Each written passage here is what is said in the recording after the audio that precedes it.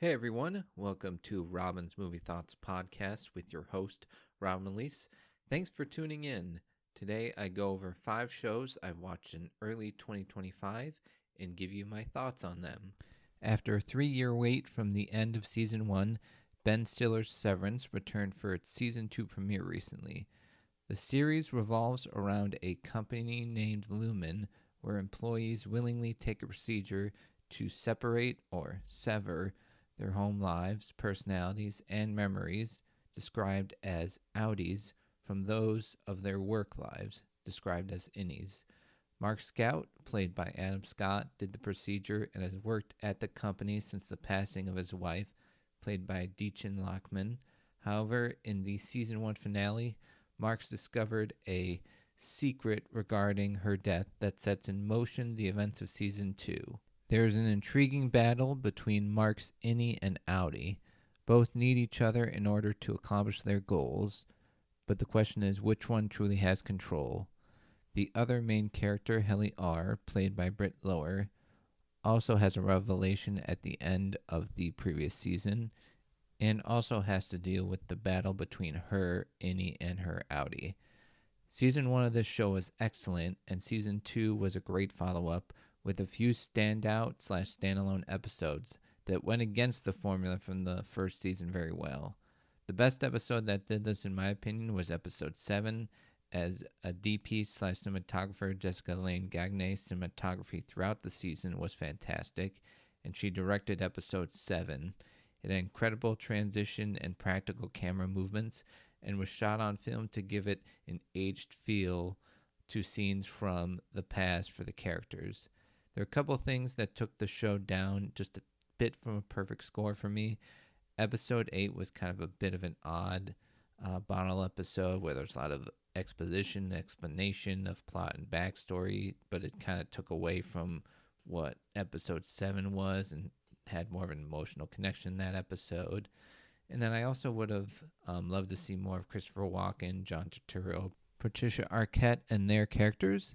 But that being said, Tramell Tillman is phenomenal as Mr. Milchick, who moves up in the company to the manager of the severed floor after the events of Season 1. But other than that, very few complaints, and I'll give Severance Season 2 a 9 out of 10. Noah Weil returns to medical dramas with probably the most realistic depiction of an emergency room shift in The Pitt on Max. It depicts a 15-hour shift for a fictional Pittsburgh hospital, mixing elements of the original ER with producers Scott Gimel and John Wells along with Weil, with the breakneck pace and continuity of something like 24. The show has become the biggest runaway hit of the early part of 2025 and a potential awards darling. It has done so impressively by going against the prestige TV model of the streaming era, relying on word of mouth and a production schedule meant to have yearly seasons in a world where many of the more watched TV shows take years between seasons. And it's also a weekly show, apart from the first 3 episodes being instantly on Max. It is also not a show that goes out of its way to impress with visuals and music, instead lets everything play out. Not that shows can't be impressive with those elements, obviously, but being one that never has to rely on it is pretty incredible. Weil portrays Dr. Robbie Rabinovich, the senior attending physician at the hospital, who works with residents, nurses, and interns during a 15-hour day shift. The group encounters everything from drunks, weird health issues, to unimaginable tragedies that they have to navigate, along with any personality and work conflicts.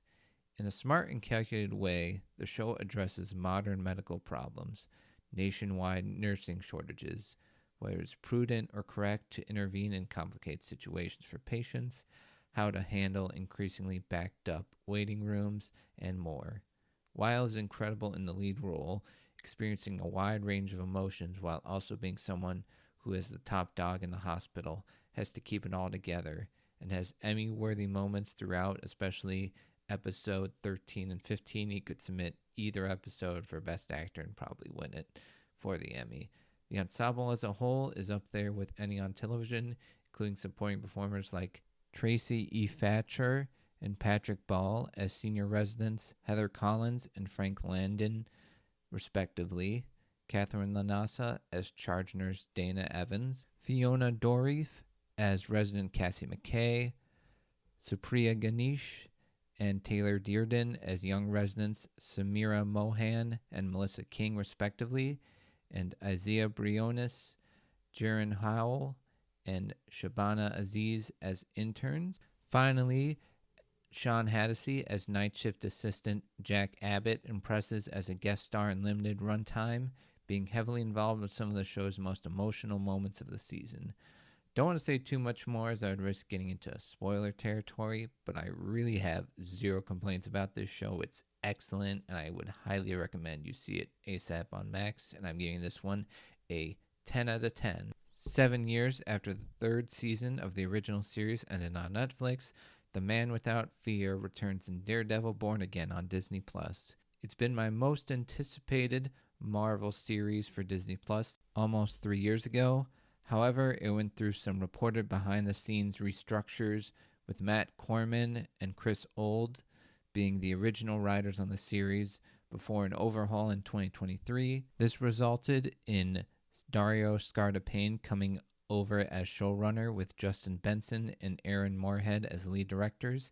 Despite all of these issues, the series revival had incredible moments, with Charlie Cox and Vincent D'Onofrio coming back as Matt Murdock, Daredevil, and Wilson Fisk, Kingpin, battling for control of New York City in a sometimes political and sometimes violent manner and fashion.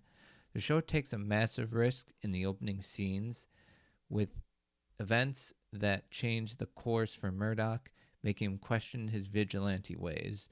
Kingpin decides to run for mayor of New York City under the guise of making the city safer and better, utilizing any and all methods at his disposal. But Matt is not convinced. The strengths of this show are the original performers and their return, as Cox and D'Onofrio have been and continue to be perfect casting in their roles. In limited screen time, John Bernthal literally and figuratively kills it as Frank Castle / The Punisher, as does Deborah Ann Wool as Karen Page, who is very much the moral center whose presence, when used, gives Matt major support.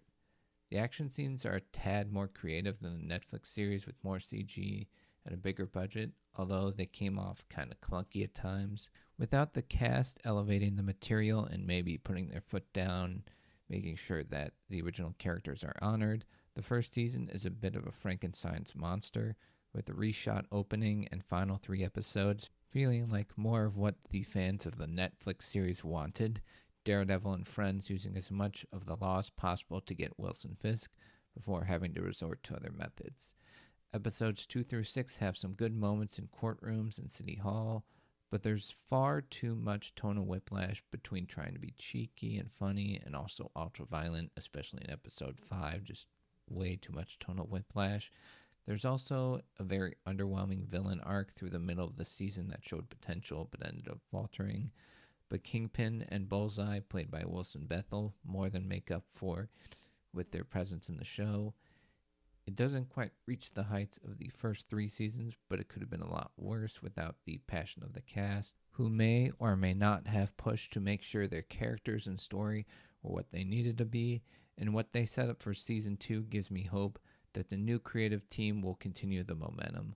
I'll give Daredevil Born Again Season 1 a 7.5 out of 10. The White Lotus finished its 3rd season 2 weeks ago, with the new ensemble spending their vacation in Thailand, navigating enjoying the exotic locale, but also dealing with personal issues that they are unable to escape from, even from across the world on vacation. Creator Mike White directs a name cast starting with an affluent North Carolina family named the Ratliffs, starring Jason Isaacs and Parker Posey as the parents, and adult offspring Patrick Schwarzenegger, Sarah Catherine Cook, and Sam Nivola. Next are 3 lifelong female friends on a girls' trip, played by Michelle Monaghan, Carrie Coon, and Leslie Bibb. Rounding out the vacationers is a seemingly mismatched couple portrayed by Wallen Goggins and Amy Lou Wood. Natasha Rothwell returns from Season 1 as Belinda, a spa manager who moved from the Hawaii hotel to the Thailand one. The island locals include Lek Patravidi, Time, Thim Thong, and Lalisse Manabal as the owner of the hotel, a security guard at the White Lotus, and a health mentor at the hotel, respectively. I very much enjoyed this season with great performances across the board, with Goggins, Kuhn, Wood, Posey, and Isaacs the MVPs in my opinion. All the characters had a fun chemistry and energy, with incredible line deliveries and facial reactions that helped elevate the comedy and absurdity of certain scenes. Goggins channeled a personal vacation from 18 years ago into his character, who is trying to overcome generational and familial trauma with a young girlfriend, played by Amy Lou Wood, who wants to take his pain away. Posey and Isaacs have great North Carolina accents and portray a Camelot-esque matriarch and patriarch that have appeared to build the perfect family but deal with their kids, wanting something different than expected, and a threat to what they have created to protect them. Carrie Coon is phenomenal as the one of trio of the female friends who has been the most down on her luck, and outside of one incredible guest star monologue, maybe has the best monologue of anyone on the season. I do feel that the previous two seasons were a tad better, with the main weaknesses being that it takes a while to get going, while also having a bit of an underwhelming ending. The themes throughout the season of nonviolence and learning to be away from technology and wealth sort of contradict with the final resolution of the story, but still a really good season overall, and I'd give it somewhere between a 7.5 to an 8 out of 10. Reacher recently finished its third season and stars Alan Ritchson as the titular Jack Reacher, an Army veteran turned major in the U.S. Army's military police. The source material is from Lee Child's series of novels and has been Amazon Prime's biggest ratings darling since it came out in 2022. When the first season came out, it was the perfect mix of 80s and 90s cheese, hilarious one-liners, and intense action. As fun as the film starring Tom Cruise could be, he doesn't measure up, pun intended, to Richardson's stature and accuracy in the book's interpretation, 5'7" height to about the 6'5" the character is in the books. This latest season still has its thrills, including finally having a physical match to Reacher, and on a purely entertainment level, it's like an 8 or 9 out of 10. However, there's a lot of plot conveniences and weaker story that really drops down the quality. Reacher spends a lot of time in the mansion and property of a rich furniture store owner, played by Anthony Michael Hall, with security and video cameras, and yet is able to find time and space to communicate with cops with next to no suspicion from the people living there.